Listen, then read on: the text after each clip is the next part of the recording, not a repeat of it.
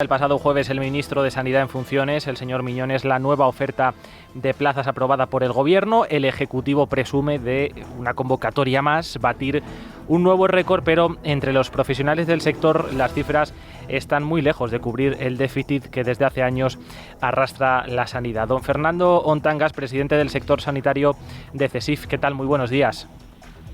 Hola, buenos días. Bueno, se ofertaron 11.607 plazas, un 3,9% más respecto a la anterior convocatoria, pero tengo entendido que la distribución de esas plazas, a su juicio, no ha sido la correcta. Pues no es la correcta porque tenemos especialidades con un exceso de oferta y otras especialidades con un, yo diría, alarmante déficit de ofertas. Teniendo en cuenta además que en esta oferta ni en las anteriores, si bien es cierto que en el 2018 se ha ofertado mucho la oferta de formación sanitaria especializada, pues no está habiendo una política y una una demografía médica para saber cuántos médicos van a faltar y de qué especialidades, y de otras profesiones también, enfermería, etcétera.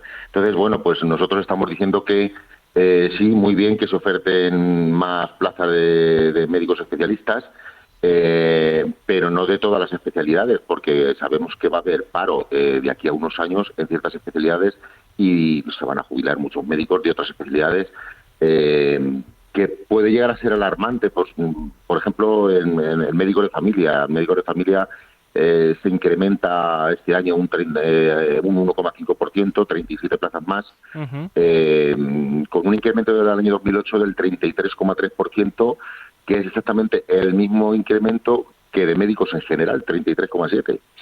Entonces, nosotros lo que venimos diciendo pues es eso, precisamente, que hay un exceso en ciertas especialidades médicas y hay un déficit muy importante en otras que va a afectar muy negativamente al sistema sanitario, claro.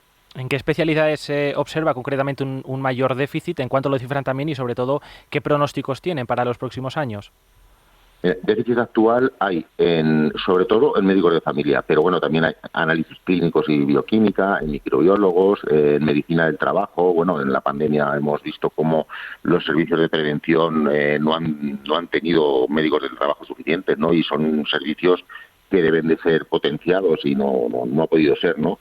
Y superávit, pues ahora mismo hay un superávit en aparato digestivo, en cirugía torácica, en oncología médica, algo menos en cirugía vascular, en cardiólogos, en fin. Es un crisol de especialidades médicas donde sabemos que, con un estudio muy serio, por cierto, de la Universidad de Canarias, sabemos perfectamente dónde va a haber déficit de especialistas y dónde va a haber un exceso.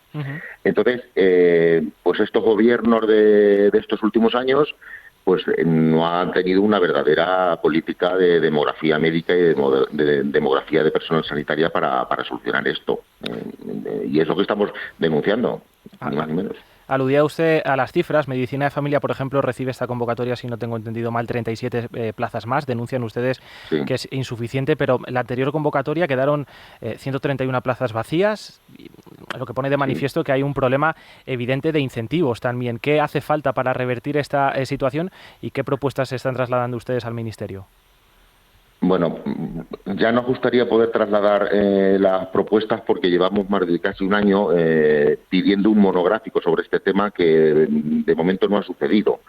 Pero en nuestras alocuciones con el Gobierno, con el Ministerio de Sanidad, venimos diciendo que, por supuesto, para que haya más médicos especialistas tiene que haber más tutores, pero claro, si a un tutor tú no lo incentivas de ninguna manera, cada vez hay menos. ¿Y cómo no lo incentivas? Primero, porque lo hacen de una forma altruista.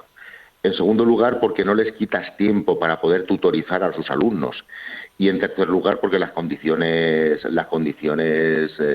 sociolaborales de un médico que está formándose son paupérrimas, es decir, se quedan libres en sitios de difícil cobertura donde no tienen ningún incentivo para un médico ir a formarse, con unos sueldos con una distancia tremenda con respecto al resto de Europa, y que bueno, desincentiva la posibilidad de que haya más médicos de familia formándose en sitios donde pues ya hemos visto que se quedan libres.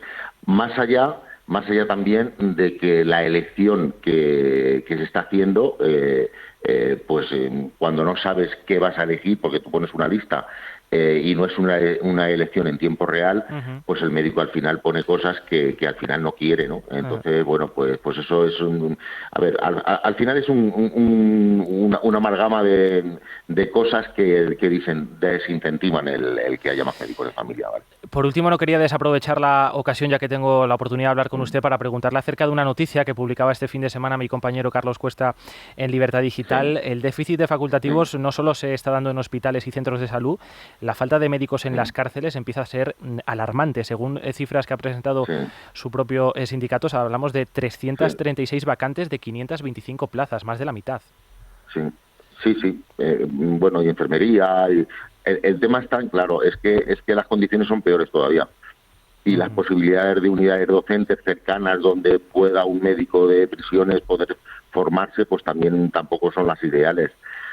Por tanto, claro, si ganas menos, no tienes un desarrollo profesional correcto, pues la gente no quiere ir, claro, lógicamente.